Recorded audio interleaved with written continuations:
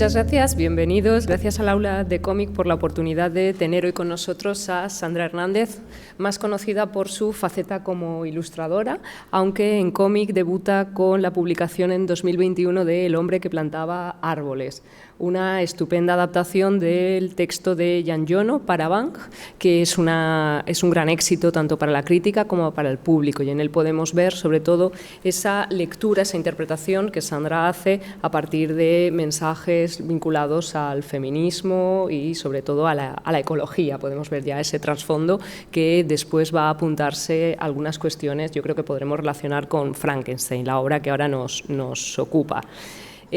Sandra se atreve, y digo se atreve porque enfrentarse a una traslación de Frankenstein, que es prácticamente un icono en la cultura actual, tanto por las numerosas adaptaciones como versiones fílmicas, literarias, se ha convertido en un emblema. Quizás entonces la primera pregunta en torno a esta traslación, a esta interpretación, a esta reescritura que tenemos hoy es el por qué. ¿Por qué te atreves o cómo emprendes? ¿Por qué te decides a afrontar la adaptación de una figura tan compleja y de la que todo el mundo parece, yo creo, saber tanto pese a no haber leído la obra? Todos tenemos una serie de notas o de coordenadas comunes. ¿Por qué? Hola. Sí, yo también quería saber... ¿Se me oye bien? Yo también quería saber mucho sobre Frankenstein y no sabía nada. Te lo he comentado hace un momento que yo no había leído Frankenstein, cuando a mí me proponen hacer Frankenstein porque es un encargo este cómic. Una propuesta que me hacen desde Bang. Y yo cuando me lo propusieron dije, oh, qué pereza, Frankenstein, yo no lo había leído. Bueno, la leo y entonces me di cuenta de que es una novela fabulosa. Antes de ya ponerme a leerla, le consulto a una conocida que es filóloga, digo, oye, mira, que me han propuesto y tal. Me dijo, oh, qué maravilla, Frankenstein. Y yo pensé, ¿así? Me dijo, sí, dice, es un novelón. Y yo, sí. Como, de verdad que tiene un montón de prejuicios. Las películas y todo, bueno. Y nada, lo leo y lo devoro, me parece una cosa alucinante. Entonces me entran muchas dudas porque me parece una cosa muy difícil de adaptar, porque hay la trama es, bueno, supongo que aquí todos conocéis bien Frankenstein. Es no tiene nada que ver con lo que se ha visto o lo que se conoce sobre Frankenstein. O sea, es una trama súper enrevesada, extensísima, llena de recovecos, o sea, es decir, y además al principio me hablaban de hacer un cómic de unas 45-50 páginas. Entonces yo hablé con ellos, les dije, bueno, pues tuve muchas dudas, porque me parece una cosa como muy complicada de hacer, pero bueno, dije que sí, porque tenía muchas ganas de hacer un cómic largo. Y porque me había gustado mucho el libro y les dije que eso sí, teníamos que hacer más páginas porque yo no me veía condensando ese novelón y ya mucho lo he condensado. Y menos mal, creo que fue una gran decisión porque yo tampoco lo veo tan resumido. No solo es una figura emblemática, sino que además hay numerosa bibliografía al respecto. ¿Cómo afrontas ese proceso de documentación? ¿En qué fuentes te basas? ¿Consultas otras adaptaciones? Leo dos traducciones, una de cátedra y la otra no recuerdo, un poquito más flojita, donde ya subrayo y hago la segunda lectura y voy. Y después, bueno, todo el tema de iconicidad, pues revisito cosas, voy a buscar cosas que sabía que existían pero no las había visto, hablo de películas, miro alguna cosa de cómic, pero no me meto a fondo con eso porque porque ya había visto lo suficiente como para ver que, excepto creo que una adaptación que sí que es muy fiel, una adaptación que es bastante antigua, no tampoco sabía. Bueno, lo que me di cuenta es de que nadie ha adaptado realmente Frankenstein, ¿no? O sea, la gente se cree que sabe lo que es Frankenstein, pero no es verdad. O sea, al punto de que la gente se cree que el monstruo se llama Frankenstein. Esto tiene la culpa del cine. Sí. Y en el cine hay también numerosas adaptaciones fílmicas, algunas yo creo que se traslucen o que están estableciendo juegos intertextuales en tu obra. ¿Cuáles dirías que te han influenciado más? ¿Cuáles han jugado un papel más relevante en esta adaptación? A ver, yo pienso que el cine ha maltratado mucho este clásico. Exceptuamos El jovencito Frankenstein, que es una película maravillosa, pero lo demás, o sea, hay un intento, ¿no?, en los 90 por parte de Kenneth Branagh de adaptar. Realmente también creo que mete la pata, sobre todo al final, porque hace esta concesión con el tema de la novia de Frankenstein, que no existe la novia, ya lo sabéis todos, que es mentira. Y sí que hay una película que me marcó mucho, sin yo haber leído Frankenstein, cuando era muy joven, que era Remando al viento, de Gonzalo Suárez. Que yo creo que es la mejor, no es una adaptación de Frankenstein, pero sí que creo que es que esta película, es una película que es metaficción, que trata sobre el proceso creativo de Mary Shelley, mientras está, todos conocéis, todos hacéis así con la cabeza, voy al grano. Yo creo que esta película explica mejor que ninguna otra adaptación que se haya hecho lo que es Frankenstein, ¿no? Porque, bueno, es la traslación del Frankenstein a este guión que hace Gonzalo Suárez, que es una maravilla, creo yo, y ahí es donde está Frankenstein, sin ser una adaptación de Frankenstein. Hay también elementos ahí del proceso creativo que, si quieres, ahora comentamos, ¿no? Creo que una de las cuestiones más interesantes es ver tu proceso de trabajo. ¿Cómo ha sido, cómo te has enfrentado en este caso al proceso gráfico? No sé si puedes mostrarnos alguna... Sí, os puedo... ¿Hablamos del tema más plástico o del tema de sintaxis? O... Si quieres, hablamos un poquito de la sintaxis gráfica, por ejemplo, como las decisiones, las distintas decisiones que has ido tomando. Vale, sí, porque para mí un cómic básicamente hay que dibujarlo, por supuesto, pero no hay quien lo fotografía. O sea, quiero decir, se han hecho muchas cosas, pero sobre todo es sintaxis. Esto es como el cine, o sea, es sintaxis visual y gráfica y no hay otra. ¿Os explico un poquito entonces? Sí. Yo creo que es una de las cosas más interesantes cuando tenemos a una autora, poder ver toda esa cocina creativa, ¿no? Cómo al final llegamos a la obra que tenemos aquí. Entonces, encantados. Vale, yo aclaro. Yo soy muy cinéfila, ¿vale? O sea... hay gente que me dice, bueno, pero si es que tú, es que a veces se parece mucho. Digo, pues no creo yo que, que sea la intención, pero inevitablemente se cuelan cosas, ¿vale? Para mí hay dos cosas muy importantes cuando escribes un guión, y una es, por un lado, hacer avanzar la trama, y por otro lado, tratar los temas que contiene la trama, ¿no? En el caso de Frankenstein estaba como muy secuestrada por la trama, porque hay que explicar muchas cosas y he quitado cosas de la trama, cuando realmente lo que te interesa como autor sobre todo es tratar los temas, no tanto desarrollar temas, no tanto explicar la trama, ¿no? Entonces aquí os pongo un ejemplo de cómo ir a toda leche con la trama, de tratar de ser muy sucinta. Bueno, ya lo veis, ¿no? O sea, la vida de la doctora Frankenstein condensada en escasas, creo que son 4 o 5 viñetas, un montón de meses, es decir, todo el tiempo que pasa hasta que crea el monstruo, ¿no? Porque yo creo que la novela realmente comienza después de que crea el monstruo. Hasta aquí. Son 5 páginas, creo que he contado.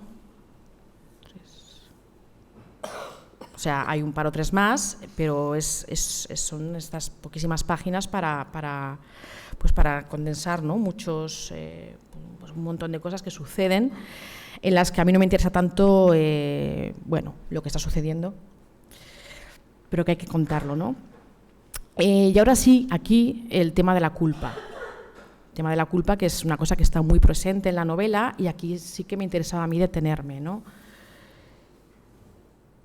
Bueno, estas páginas las haces con más cariño. No me refiero a realizarlas con más cariño, sino que tú te detienes más en estas páginas, ¿no? Y piensas cómo quieres tú explicar esto. Luego el tema de los clímax, ¿no? Yo creo que aquí como en esta, no sé si hay más de un clímax, pero para mí hay uno muy evidente, que es la muerte de la novia del doctor, en este caso el prometido, el marido de la protagonista. Y yo esto lo encaré, este asunto del menos es más, para mí es, te das cuenta con los años, ¿no? O sea, sobre todo lo importante es poder sintetizar para dar énfasis a las cosas. Entonces yo aquí lo que hago es preparar una viñeta que es como una de contexto, perdón, se me ha ido esta, una página de contexto, la que, bueno, pues se sigue divagando sus cosas, y esta página, ¿no? Que es la página en la que no hace falta explicar nada, porque, bueno, al menos la pretensión mía es que sea muy, pues esto, muy, no sé cómo me sale la palabra ahora, muy... me abandonan las palabras. Sí, bueno, muy, pues esto, muy escueta, ¿no? Muy sintética.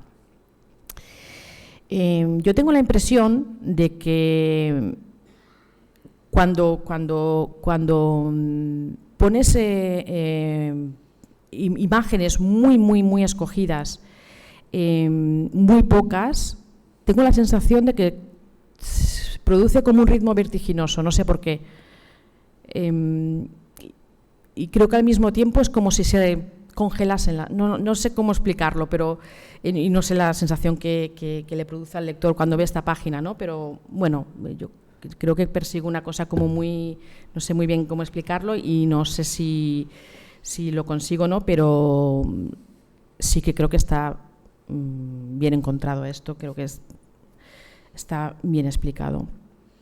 Y ya está, y no hay más. O sea, es decir, este clímax, resolverlo rápido para no quemarlo, ¿no? Luego el tema del leitmotiv, de las metáforas visuales, que a mí me parecen bueno, un recurso, pues, bueno, a mí me interesa mucho. ¿Por qué un cuervo? Pues supongo que porque lo tenemos ahí como muy... Es que ni me lo planteé, o sea, pero es normal, ¿no? Todos sabemos que el cuervo es un pájaro de mal agüero, al punto de que, bueno, pues tenemos el cuervo de Poe. Luego lo pensé, cuando ya lo había hecho el cómic, pensé en el poema de Poe y lo volví a leer y pensé, ostras, tú. Bueno, era como muy inevitable, ¿no? En que de buscar una metáfora visual fuera un cuervo. Y me parecía importante acabar el cómic con este leitmotiv. Ahora sí, no sé si queréis que os explique algo sobre la construcción gráfica o tú quieres... Yo querría, si quieres, antes de enlazar con ese apartado, preguntarte por uno de los elementos, yo creo, más llamativo, ¿no? O que más a uno le llama la atención cuando se enfrenta a esta adaptación, que es precisamente que tú optas por un personaje femenino para protagonizar la novela. ¿Cómo nace esta idea? ¿Por qué tomas esta decisión? ¿Es una imposición editorial? ¿Por qué conviertes al doctor en una doctora? ¿O a qué retos te enfrentas además para trasladar a ese icono a una doctora? Vale, esto surge... El editor creativo de Ban, que me propone hacer el libro, ve que yo no estoy muy convencida, ¿no? Él intenta por todos los medios de convencerme y me sale con lo de que si quieres que sea una chica. Y yo pensé, no vamos bien, no hemos de... Y bueno, lo vi un poco frívolo y no sé por qué, luego empecé a darle vueltas. Empecé a pensar, digo, a ver, ¿pero qué pasa entonces si es una mujer? Y entonces empecé a verle ahí un filón al tema, nada, que a mí me interesaba mucho. Vi que no solo en la esencia, o sea, es decir, podíamos explicar la historia, esta historia tan humana, con una mujer, no había problema. Sí que es cierto que yo entiendo que Mary Shelley no lo hiciese con un hombre, es decir, las mujeres no hacían nada. Cuando Mary Shelley escribió esta novela, no montaban, no quiero decir, no podía haber hecho todo lo que hace el protagonista, ¿no? Pero hoy día sí, o sea, no nos parece nada excepcional, ¿no? Y me interesaba mucho el tema de explicar lo de las madres que son falibles, porque también somos falibles, ¿no? Y esto me animó mucho, el tema de la madre mala. Ahí yo creo que está realmente uno de los ejes de tu traslación, porque no solo frente a la postura de la creadora, tú planteas la maternidad, y además es una maternidad no deseada. Hay una viñeta clave cuando ella dice: no me llames madre. Bueno, lo encuentras repugnante. Porque lo encuentro repugnante. Hay toda una lectura de la maternidad como una construcción opresiva en torno a esas maternidades no deseadas y el efecto que puede producir. Bueno, a ver, yo no soy madre, pero puedo entender perfectamente pues, de casos de madres que sienten una profunda aversión por sus hijos. O sea, que ellas quizás no lo sabían antes de... No sé, es que puede pasar. Es decir, si le pasa a los padres, ¿por qué no les va a pasar a las madres, ¿no? O sea, sabemos que es más excepcional en las mujeres, parece que... Pero puede pasar, es decir, y creo que hay que decirlo. La obra incluso habla del rechazo a convertirse en madre, pero también hay una traslación entre la madre y la creadora. Podemos establecer un símil, una comparación en ese sentido, al rechazo a la propia obra. Sí, bueno, claro, porque le sale un engendro y esto no... Le sale un engendro y claro, no.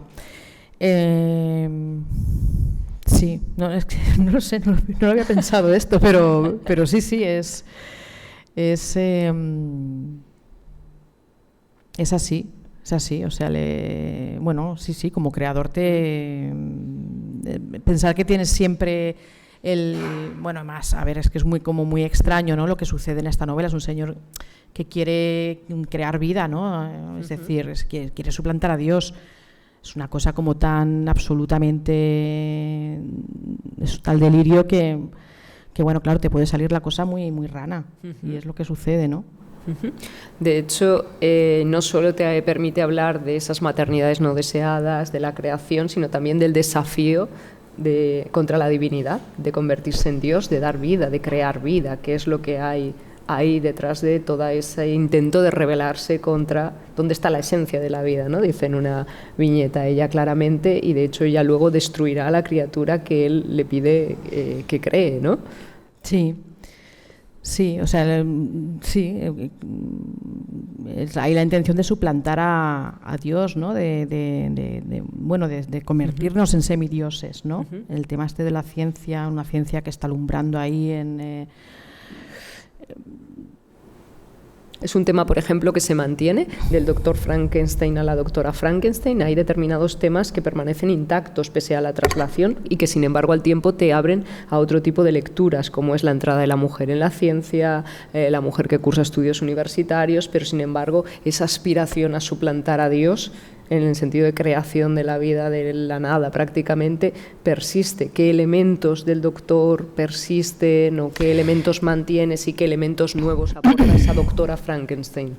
Sí, bueno, ahí es verdad, hay una página en la que se hace alusión a esto era un poquito para darle un poquito más de verosimilitud, ¿no? Al hecho de que fuera una protagonista femenina, pero bueno, esto es un poco más anecdótico, ¿no? Esto que preguntas de los rasgos que conservas y tal, pues seguramente lo más importante es la juventud, el ímpetu, la sabiduría, la inconsciencia. Yo creo que todo lo que sucede por una cuestión de inconsciencia, no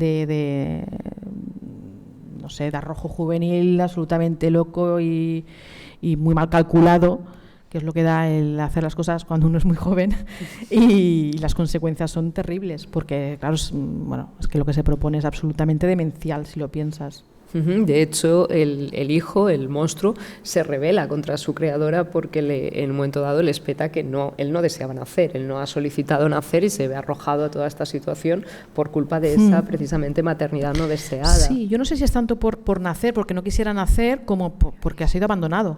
Es decir, ha sido creado para luego ser rechazado. O sea, esto es una injusticia tremenda. O sea, es algo que le sobreviene al monstruo, que él no tiene culpa ninguna de esto. Él después tendrá sus culpas, pero él es inocente en un principio, ¿no? Y ella, bueno, es muy inconsecuente, es muy torpe y claro, luego tenemos ahí también hay un lío ahí inconsiderable, sí. de la venganza, que es un tema que también abordas, ¿no? Esa venganza. Sí, además yo lo veo claramente como una historia de venganza vicaria, es decir, él no tiene ninguna intención de... Él quiere que ella muera en vida. Y va uno por uno, va exterminando todos sus seres queridos, quiero decir, es una cosa muy... Sí, de hecho le dice, tu madre, mi enemiga, te he jurado odio eterno como creadora por precisamente crearme y después rechazarme, después arrojarme a este estado en el que me encuentro, ¿no? Entonces la venganza, además de la maternidad, se construye como uno de los leitmotiv también con los que trabaja la obra. La obra, hablábamos antes del trabajo con el tiempo, pero también hay otro trabajo, estabas hablando de las metáforas visuales y de una serie de guiños intertextuales que vas diseminando a lo largo de la obra para el lector. Has hablado del cuervo, esa referencia a Poe. En la portada, yo te lo comentaba antes, yo veo una clara referencia a Ofelia, claro, depende del intertexto de cada obra. Claro, ¿no? Claro, son imágenes de una iconicidad que es como inevitable, es decir, yo no soy consciente de esto, yo no soy consciente de esto que me dices, pero claro, ahora me lo comentas tú y es como, pues claro, o sea, es que es normal, la gente es arrojar el río, como hizo Virginia Woolf, quiero decir, es que es... La otra referencia que comentábamos, ¿no? Cuando ella se plantea... Es inevitable, o sea, cuando tienes mucho background visual, pues las cosas se cuelan, muy a tu pesar o... Es inevitable, somos esponjas y después nos estrujamos, ¿no? Cuando creamos algo y entonces sale todo lo que has absorbido. Desde el punto de vista gráfico, además, es apabullante, ¿no? El uso que haces de los recursos visuales, sobre todo el color, de la paleta cromática, por ejemplo, creo que es una de las decisiones pues, más acertadas para imbuirnos de todo este espíritu gótico, romántico, imbuirnos y crear una atmósfera. En ocasiones va a juego con el carácter de los personajes y la evolución que van sufriendo. ¿Cómo eliges esa paleta cromática? No la elijo, o sea, no, el color se me da bien, me sale de forma muy natural, es decir, es algo intuitivo, nunca pienso los colores que voy a poner, lo hago y ya está. No puedo, esto cuando me lo preguntan no puedo... Sí que es cierto que tienes paletas que son más, que te gustan más, o sea, a mí me gustan mucho los colores que son muy saturados, muy vivos, pero sí que es cierto que para este cómic hay páginas y hay muchas viñetas que son muy oscuras y que se alejan mucho de, por ejemplo, los colores fucsia que yo utilizo, los azules Klein, es decir... porque aquí hay dos Sandras, a mí me gusta mucho la oscuridad. O sea, a mí o sea, yo no sé, mi pintor preferido es Tiziano. A mí esto, por ejemplo, no lo digo, no es una butada, de verdad, a mí me ha marcado mucho. Y creo que en la oscuridad hay mucha, claro, es algo muy complejo encontrar los matices y entonces esta novela me permitía tirar por ahí. No sé. He ido tirando como he podido y me lo he pasado bomba haciendo estas páginas tan oscuras y tan... Y luego hay páginas que sí, es verdad, son muy vivas de color y normalmente como ilustradora trabajo con estas paletas así más saturadas. Pero disfruto mucho cuando tengo que hacer cosas así pues más tamizadas. Ahí decías el contraste entre esas escenas, esas viñetas más oscuras y yo creo la exaltación exuberante de esa naturaleza o de esos espacios exteriores con los que juegas. Se construye además una relación, yo creo, muy particular entre los espacios y los personajes. ¿Cómo planteas esa relación entre escenarios, personajes, evolución? A ver, no es tanto como planteado. Antes te lo comentaba, tú me preguntabas, bueno, ¿cómo lo afrontas y tal? Y yo te he dicho la verdad, es que no lo afronto demasiado, o sea, quiero decir, me lanzo a hacerlo, lo hago de forma muy intuitiva, Sí que es cierto que he leído, releo la novela una segunda vez, luego subrayo todo, hago ya lo diré, un resumen por capítulo de toda la novela para hacer guión y entonces empiezo a tachar capítulos, empiezo a tachar cosas que no son necesarias para hacer entender la trama, la historia, lo que a mí me interesa de la historia Y a partir de ahí me voy quedando capítulos, lo que quiero y tal, y entonces comienzo a plantear. No sé, hay cosas que las leo y digo, vale, esto tiene que ir así, aquí, pum, pam, van allá, pues entonces yo aquí tengo que meter. Es como muy inmediato. No me planteo, vamos a ver cómo puedo hacer. No. Si tuvieras que seleccionar. Supongo que lo llevo a dibujar lo que quiero dibujar. Eso sí. Eso sí. Sí. Sí, claro, si me lo permite. Si se está estorbando lo que estoy dibujando, entonces no. ¿Cuáles eran como los ejes temáticos clave, los focos de tu planteamiento a la hora de plantear esta traslación? ¿En qué ejes básicos decías, yo quiero seguro mantener esto a la hora de efectuar mi interpretación, mi lectura? ¿Dónde pondrías tú el foco? En la historia de, en la historia de venganza, de obsesión, de locura, todo lo que sucede a partir de la creación del monstruo. Es decir, lo de antes es necesario, hay que explicarlo. O sea, quedarte con lo que yo creo que es el espíritu de la novela, los grandes temas que contiene. O sea, y seguramente yo me he dejado cosas, o sea, seguro, vamos. Pero bueno, lo mínimo que para hacer entender, creo yo, mínimamente esta historia, pues esto sí que lo quería conservar. Sí que he querido que fuera una adaptación fiel, muy fiel, creo yo, en cuanto al espíritu, por lo que comentaba al comienzo, porque es que yo no he visto no la he visto en cine, no la he visto, o sea, me parece muy extraño que la gente no haya querido adaptar tal cual es Frankenstein. Me parece, no entiendo por qué, porque es que es fabulosa. No había necesidad de crear a la novia, es decir, es fabuloso que destroce, que ella tenga un rapto de sensatez que es la perdición absoluta, que es destrozar, es decir, ese momento yo lo encuentro alucinante, ¿no? No hay escapatoria, o sea, es decir, aquello lo tiene que hacer, tiene que destruir el segundo engendro que está construyendo, y eso va a ser terrible, va a tener unas consecuencias espantosas que ya no se imagina. No sé por qué esto la gente, no sé, la gente que ha adaptado Frankenstein, no sé por qué no veía lo que eso significaba, ¿no? La potencia de ese momento. Estamos hablando de la figura de la doctora, pero la otra figura clave es el monstruo. Tú planteas una figura ambivalente. En algunos momentos parece que oscilas hacia la compasión, el victimismo. En otros casos, pues es una criatura despiadada que quiere ejercer esa venganza contra la creadora que le ha otorgado la vida y después la ha rechazado. ¿Qué aporta o cómo planteas esa imaginería del monstruo frente a tantos monstruos que nos han llegado hasta nuestros días? Creo que es un aspecto muy interesante tu monstruo en este caso. Todo lo que comentas yo creo que ya está en la novela. O sea, inspira, bueno, de hecho yo me acuerdo que cuando ya entregaba las últimas páginas voy a la editorial y una empleada editorial me comenta, dice, odio, qué mal me cae esta mujer. Y yo no sabía qué estaba hablando, digo, ¿quién te cae mal? Dice, la protagonista de tu cómic. Y digo, ay, ¿por qué? Dices que es muy mala con el monstruo, pobrecito, con la pena que me da. Y claro, yo como editor me miré y pensé, bueno, no sé yo si te tiene que dar tanta pena al monstruo, es decir, es un asesino despiadado. Bueno, pero esta cosa, ¿no? De compadecernos de las víctimas. Aquí todos son víctimas y todos son victimarios, es decir, todo eso estaba. La compasión por el monstruo es inevitable sentirla. O sea, tú ves que él ha sido una criatura noble, luego se embelece con el rechazo. Pero eso no justifica la deriva de maldad absoluta. Bueno, además, de una injusticia brutal. Quiero decir, si la quieres liar con ella, líala con ella. No te empiezas a cargar a toda la estirpe de la familia, ¿no?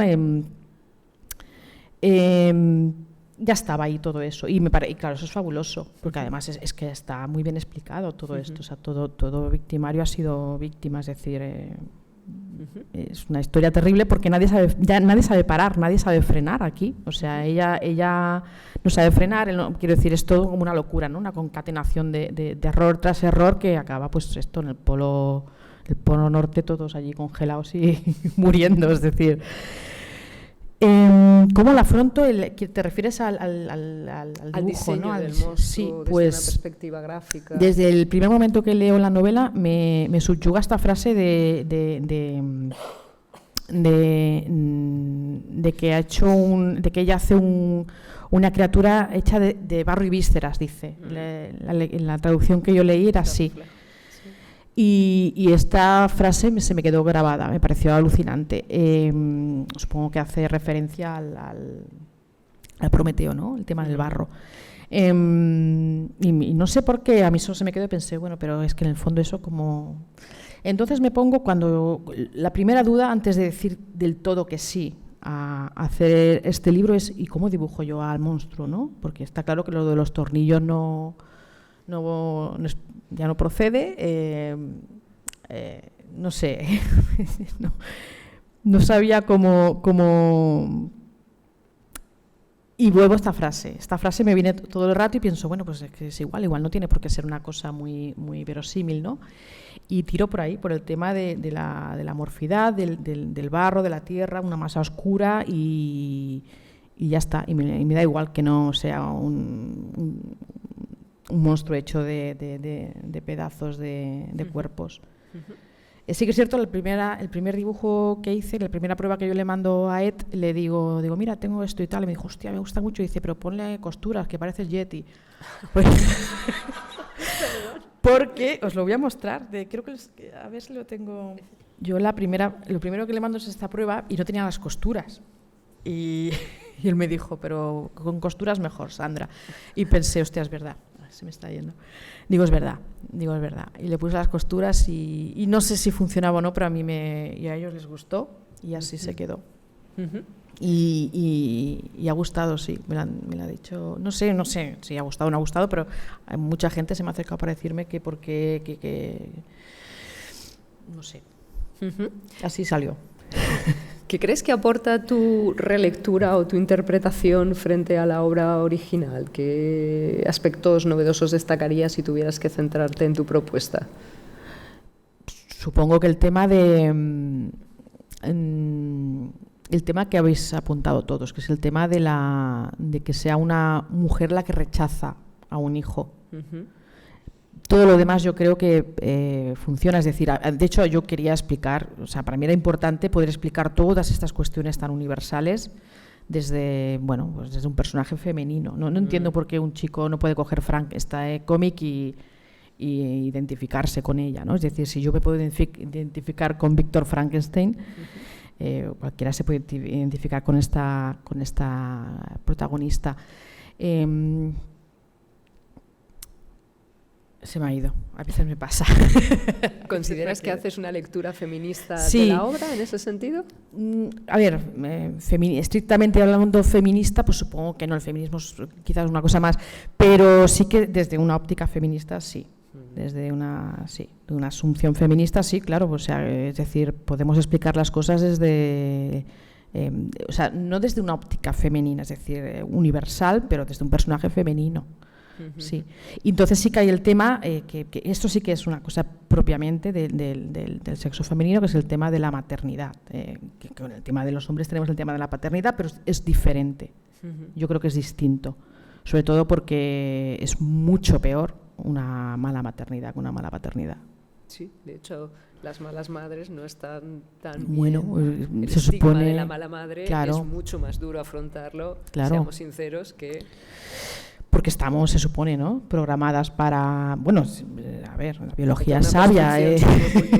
Quiero decir, masivamente las mujeres han cuidado de sus hijos. Es decir, si no, no estaríamos aquí. Pero bueno, ojo, que puede pasar pues que no.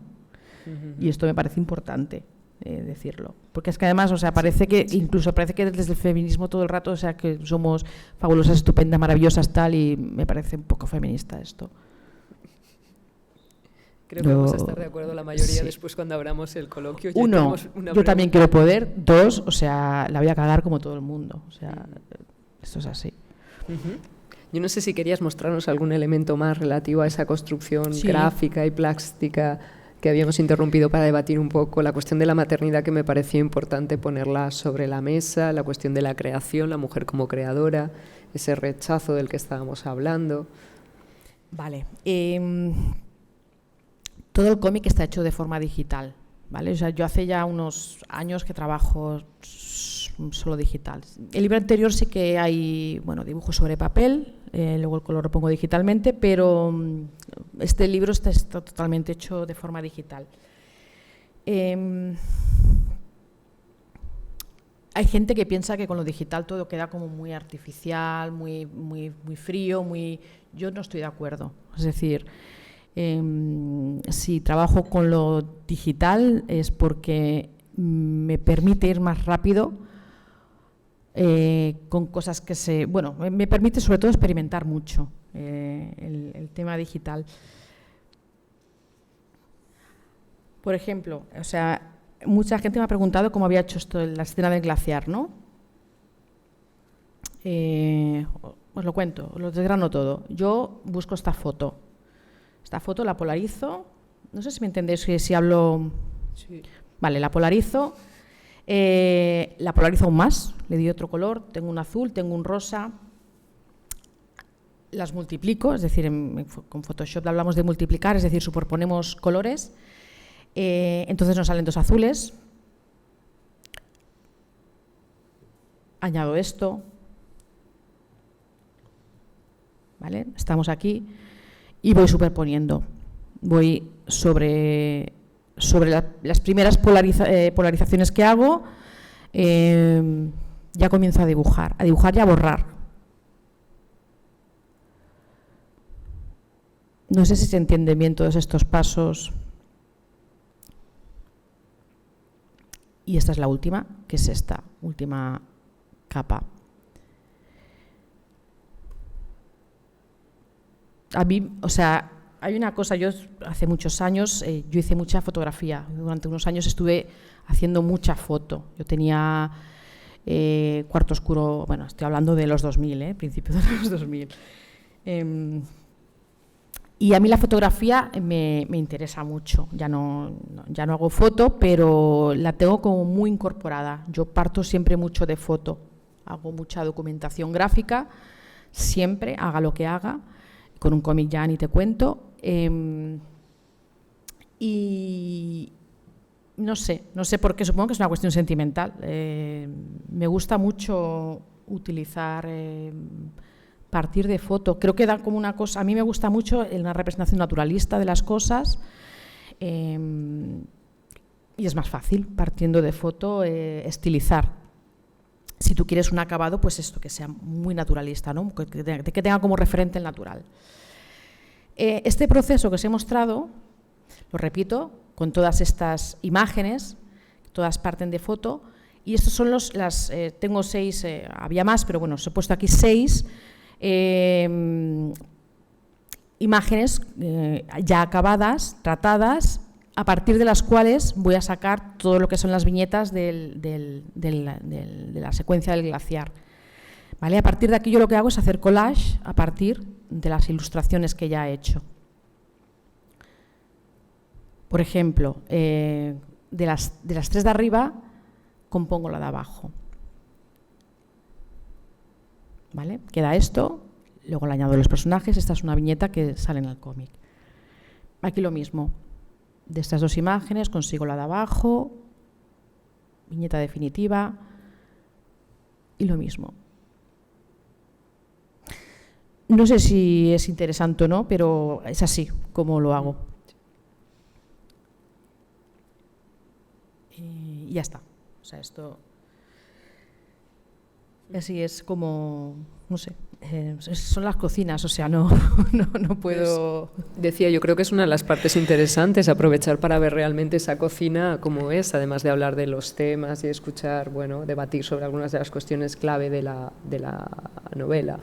Otra es, hablábamos antes de esa representación del paisaje, que lo habíamos puesto en paralelo con el estado anímico de los personajes, desde el punto de vista de las decisiones gráficas, cómo se afrontaba esa parte, no sé si tenías algún elemento en esa línea. Mira. Sobre todo, yo pienso en el viaje a Inglaterra, el viaje a Escocia, o todo ese viaje en barco, que a mí me recordaba también un poco... Bueno, también pasa una cosa, o sea, yo hay una cosa que no he comentado, y es que yo no... Cuando comienzo a hacer el cómic, yo no tengo guión. Bueno. Es decir, no tengo un guión de todo el cómic. Comienzo voy escribiendo el guión a medida que lo voy dibujando. Y voy dibujando a medida que voy escribiendo. ¿Por qué hago esto? Pues uno, porque soy muy caótica, y dos, porque a mí esto me funciona. Es decir, no quiero tener todas las decisiones tomadas desde el principio.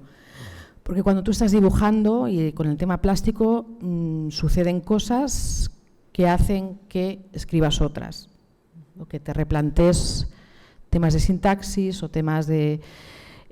Lo voy haciendo todo a la vez, es decir, necesito tener planificadas unas páginas para dibujarlas, pero voy poco a poco. Ahora voy a resolver esto y lo hago. Y entonces van surgiendo cosas. Durante el año que estoy haciendo el libro van cambiando cosas, y si no lo hubiese hecho así, seguramente muchas cosas que hay hacia el final del libro no estarían. No estarían. Todo esto que me comentas del viaje a Escocia, sobre todo además paso mucho tiempo, o sea, meses y meses. Cuando ya estoy haciendo el cómic, sigo documentándome, sigo buscando mucha documentación gráfica, y todo eso pues va reposando, es decir, por eso no quiero escribirlo todo al principio. Y sin embargo tengo que comenzar a trabajar. Entonces, bueno, pues no sé, a mí me funciona. Sé que es muy poco ortodoxo, sé que hay gente que esto lo ve demencial, pero yo funciono así y bueno, me siento cómoda. Hablábamos de esos glaciares, de las montañas, hablábamos del viaje en barco. Sí, lo que me comentabas. También, ¿no? Bueno, a ver, es inevitable, todo el tema romántico es arrebatadoramente romántica, ¿no? Esta novela. Y los paisajes es como inevitable, es decir, quiero decir, si no es que estaría traicionando el espíritu de esta novela, en la que todo el rato te están explicando cómo el protagonista no puede disfrutar de esos paisajes porque está agobiadísimo, hasta ese extremo, ¿no? Es como... bueno, a mí me encanta dibujar paisajes, o sea, me encanta dibujar paisajes, no hay nada que me guste más que dibujar la naturaleza. Yo he dibujado mucho al aire libre, he hecho mucho sketching, es decir, ya está, o sea, era perfecto adaptar Frankenstein en este sentido. Bueno, me aproveché del tema. Dime. Te iba a preguntar si te habías planteado seguir con otros personajes icónicos de la literatura o del cine, que te gustaría explorar un poco esta relación también a partir de un cambio de género. Sonríes, uy. Sí, pero no es un cambio de género. Sí. Hay una reinterpretación más actual desde una perspectiva más pero actual. No adaptación. Hay una idea, pero es una idea que va a llevar bastante tiempo, porque primero tengo que releer muchas cosas y después encontrar el tiempo para ponerme a hacerlo, y además voy a tardar bastante más que con Frankenstein, o sea que no sé ni siquiera si se va a poder hacer esto, o sea que pero sí, es una cosa como muy... Es un personaje mitológico y bueno, y entonces la idea era escribir algo totalmente nuevo sobre ese personaje. No tanto una traslación en este caso. No. No ahora entonces. No lo sé, espero que sí. Bueno, eso es un buen inicio. Sí. El editor se cree que sí, está convencido de que sí, pero ya... pero... No sé, hay que conseguir alguna beca porque será bastante más complejo, sí. No sabía cómo hacerlo, pero naturalmente no quería que se pareciese a nada. O sea, porque me parecía ya, o sea, lo de Frankenstein es como... Yo qué sé, o sea, ni el conde Drácula es tan icónico como... ¿Queréis que veamos los diferentes Frankensteins? Bueno, he hecho un pequeño recopilatorio de los diferentes... Este es el primer Frankenstein, bueno, este es el que conocemos todos, pero este es el primero, la primera película que se hace sobre Frankenstein, ¿vale? Que es del año 10. Genial, no sé cómo... No sé... Luego el tema de los tornillos, que nunca lo he entendido muy bien. Y tampoco entiendo por qué devino en verde este Frankenstein, es algo que no entiendo muy bien. Me hace mucha gracia, aquí os lo he puesto, bueno, lo de Christopher Lee no tiene nombre, aunque creo que hay como un intento más, esto es maravilloso, el Frankenstein de Paul Morrissey.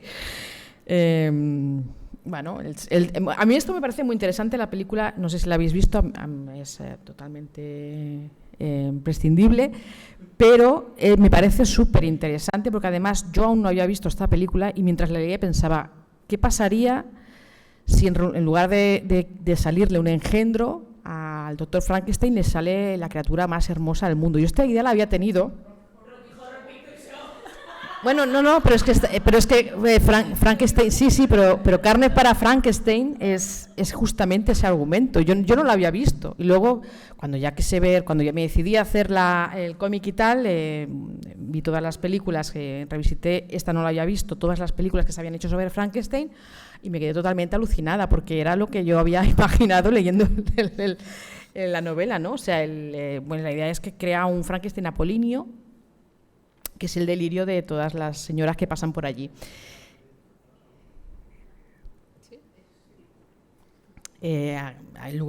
Vale, explícame lo de la cremallera, porque este Frankenstein lleva una cremallera en lugar de los tornillos. Ya sabemos por qué, ¿no? Es una parodia. Bueno, Frankenstein bonachón, que seguramente que el intento más esforzado, ¿no?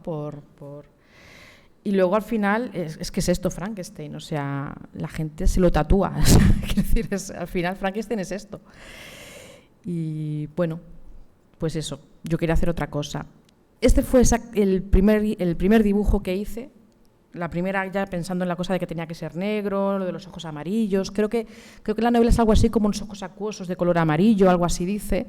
Y quería hacer eso, lo de la masa negra lo tenía como muy claro, aunque no tenía ni idea de cómo empecé a hacer pruebas, esto me pareció un poco grotesco y hubieron varias cosas hasta que ya llegué a esto. Y aquí esto sí que me gustó, me parecía lo suficientemente desagradable.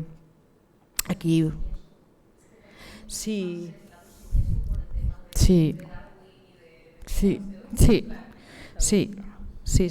Le fui rebajando hasta que al final le quité el cuello, para que fuera esto que estás diciendo tú, una cosa así más muy amorfo.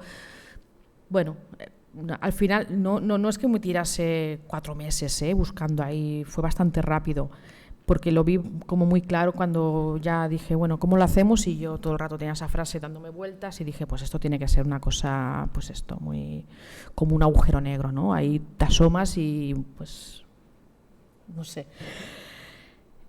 Y ya está.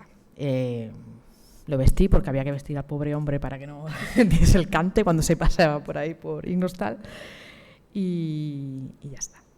Muchas gracias, Sandra, y muchas gracias sobre todo por la obra, ¿no? Como decía Javi, es el mérito el que las pone sobre el papel. Ahora podemos realmente debatirlas, pero hasta ahora ha sido tarea tuya y gracias a ti podemos leer este Frankenstein. Así que muchísimas gracias, Sandra, y gracias por estar aquí con nosotros. No, gracias a vosotros por invitarme. O sea, gracias a Álvaro por contactarme, por aquella crítica tan bonita, otras que habéis hecho que también...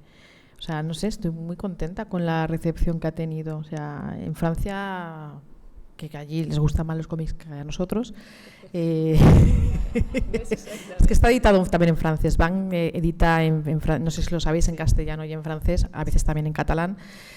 Y bueno, justo salió, se fueron a Angoulême y allí vieron que la cosa iba a ir bien. Y ahí sí... Allí va muy bien. Mis libros van muy bien allí igual. Hay que plantearse...